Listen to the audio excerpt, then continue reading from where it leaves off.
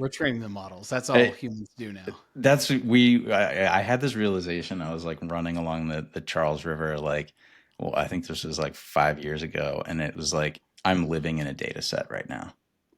I'm clicking next on the Spotify. I'm like tracking my steps. Like a model from the future is training on me right now, and it was just like this really weird sort of realization, you know.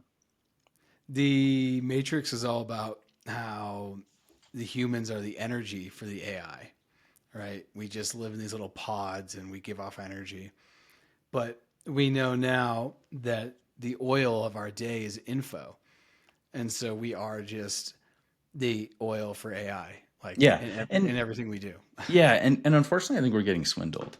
A big there's a story that looms large in my mind, like the story, the fable of like stone soup, if you're familiar with it. No, no. So, I mean, this is something that a lot of kids grew up with. I grew up with it, but the idea is that a bunch of folks come to town, they're newcomers, an old bucolic place somewhere, probably in Germany, given the origin of the story or wherever. But and they are like, oh, well, can you feed us? We're traveling, we'll entertain you.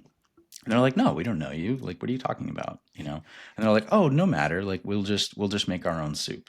And it Mm. starts with, they're like, we'll just make soup out of stones. And the townspeople are like, what are you talking about? They're like, oh, you've never had stone soup before? And they're like, no. It's like, oh, it is so good. Like, they start boiling the stones. They start doing like, magical incantations in some versions and that sort of thing. And then they taste it. And they're like, oh, it's so good. Oh, you know what?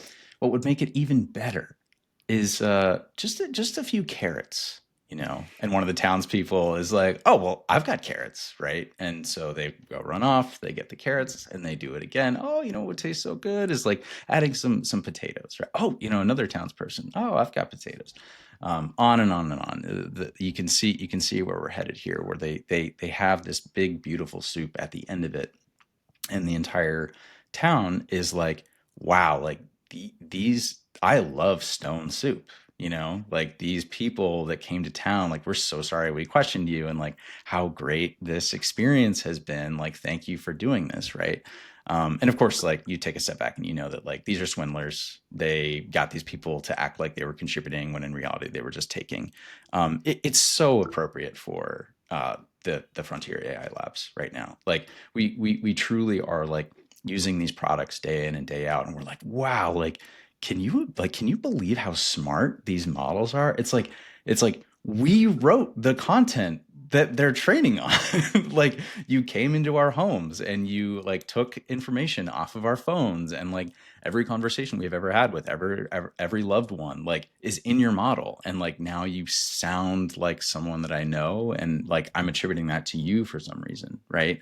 And so I think the parable of stone soup is very applicable here. And again, I use AI every day.